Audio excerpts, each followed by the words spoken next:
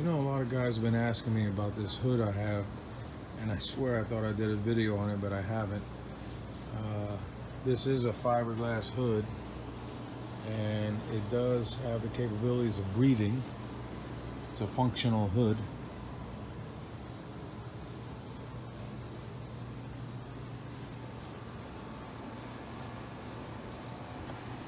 It has the cowl induction lift in the middle,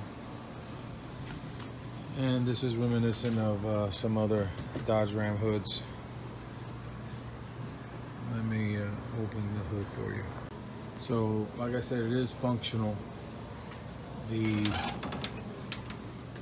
This here goes all the way to there.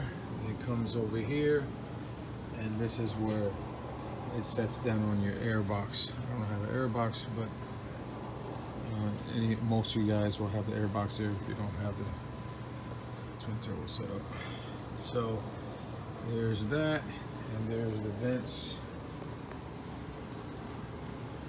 and I just put a stick light LED battery lit. So there you go.